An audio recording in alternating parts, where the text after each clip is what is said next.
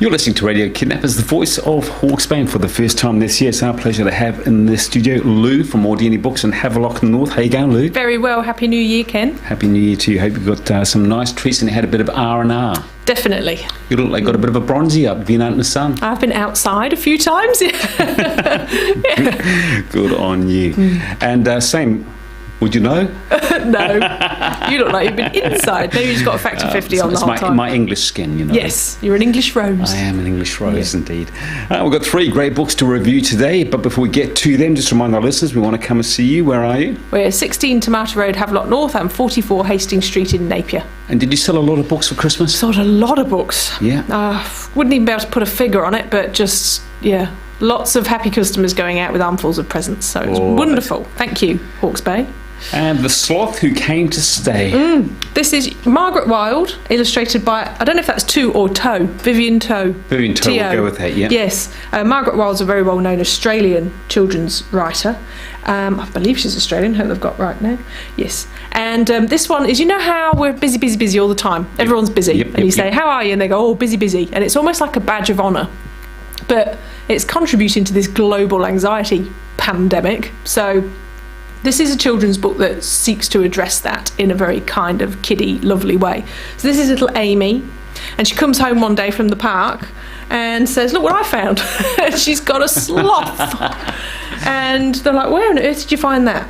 And she found it in the park and she's brought it home. So Amy's family is the speediest family in the world. So they're always rushing here, rushing there, from one thing to the next. Business suits, dinner is eaten really quickly. There's never any time to talk or play or laugh and laze. Until the sloth comes home with Amy, because they start doing things with him and they're like eating really fast, but then they have to wait for the sloth to eat dinner. So over dinner they then talk about what Amy did at school that day, and then they're rush, right, we've got to go out for our evening run, like you and I would, Ken. Yes, indeed. And the sloth is just crawling along, so they have to slow down and wait for him. So they talk to the neighbours and they play with next door's puppy, and they do all these things that if you stop and take a breath you can then do. I sense a moral coming up here. There is. I mean, he just teaches them. So the speediest family in the world, by the end of it, is not. They enjoy one another's company, and they have picnics and they do things. They throw balls for doggies. And he stayed for 3 weeks only. And then what happens is he moved next door to the new speediest family in the world. We could all take a leaf out of that book. I think it's a really good book. And I think it's entertaining enough just for a kid to, you know, because it's got a nice animal in it. Indeed. And who is that aimed at? Little kids? It is. It's quite little kids. I'd say about 3 and up. But really, I think we're talking to the parents who just need to make sure it's not swimming lessons and it's not ballet lessons, and just let them spending be a bit children. of time with each other. Yeah. And The Fire Stallion, what's that all about? This is a New Zealand author, Stacey Gregg. She is world renowned, and most of her books involve horses. And I'm going to set you up here now. What's the cover? Who's the cover going to appeal to? That's going to appeal to girls. It's going to appeal to horsey girls. And horses, yes. Girls and horses. But there's so much more to it than that. So a few of us in the shop have read it, and Gareth's read it and loved it too. So this is about young Hilly, and she owns horses. She's a very horsey girl, and her mother is a Oscar-winning clothes designer for movies. And something happens, they have a bit of trauma in the family, and Hilly accompanies her mother to Iceland to work on a film set, and they're filming the life of Brunhilde, the warrior princess of Iceland. And when they get there, there's this strange sort of cultural consultant, an Icelandic woman, who sees Hilly and just feels a connection with her, and it's her that does this weird ritual, and Hilly ends up connecting through the past with Brunhilde. So they're going to film it, Brunhilde this, and she's rescued by the handsome prince, who then marries her, and they live happily ever after. But with Hilly's connection with the real Brunhilde from the past, that's not what happened at all. She was the fastest, she was the bravest, she was the strongest, and she was passed over because of her brother being a boy. So it's a very feminist, fascinating, exciting novel. Do you think it's a subliminal thing as well? I mean, quite often when I can almost pick the cover when you bring it in, that I'm not saying pink for girls and blue for boys, but I mean, if that was a book for boys, it'd probably be a black cover with a black horse on it. Gareth and I were talking about this. Yeah, if there was just like a Brunhilde, the warrior princess, waving around a big sword, and it was black and red or something, then it would have different appeal. I can see why. I mean, it's a beautiful cover, isn't it? It's gorgeous, all those fiery colours. But not to be underestimated, not just to be put in that one pigeonhole, because it's a really strong story. Indeed. What would you rate that out of 10?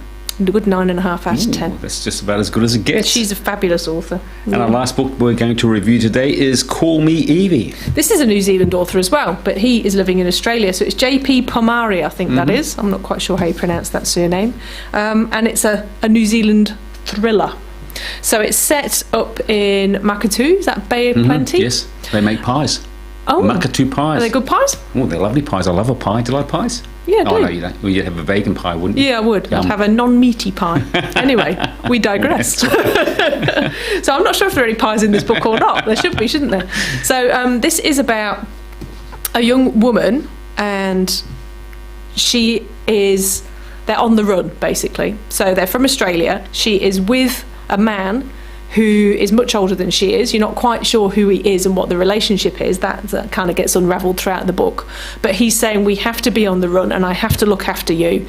And she doesn't know if she's coming or going. She can't remember what happened in Australia. She can remember that she had a boyfriend over there and that she misses her dad and this, that and the other. But she knows this man, Jim. She knows him quite very well. And she makes references to, I can't believe I once loved you. And you're like, well, what's going on? Because she's only about 17.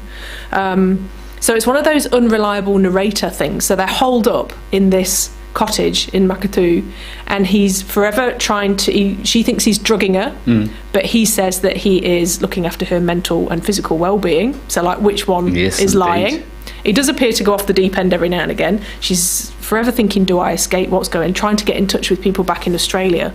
And then it's about the people that she meets in that area, and if they, she's always like, well, do they recognise me? Are the police after me? So it's all these unknowns all the time, and it's very, very tense. So he's telling her all the time that she's the one that did something really terrible back in Melbourne, and they've got to stay on the run until everything dies down. And she doesn't know. All is answered at the end. Absolutely, yeah, but it's another one, a bit like those ones with Girl in the title, Girl on the Train and Gone Girl, that the narrator, you can't trust her. Right. So she's telling you the story, but you're not sure if you're getting the truth. Now, if you want to get hold of one of these wonderful books from the Wonderful World of Wardini books, that's what I was trying to say. The best bookshop. The best bookshop in the world, where are you? In the world. We're 16 Tomato Road, Havelock North, and 44 Hastings Street, Napier. As always, our pleasure. You look after yourself. Talk to you same time, same place next time. Cheers, Ken.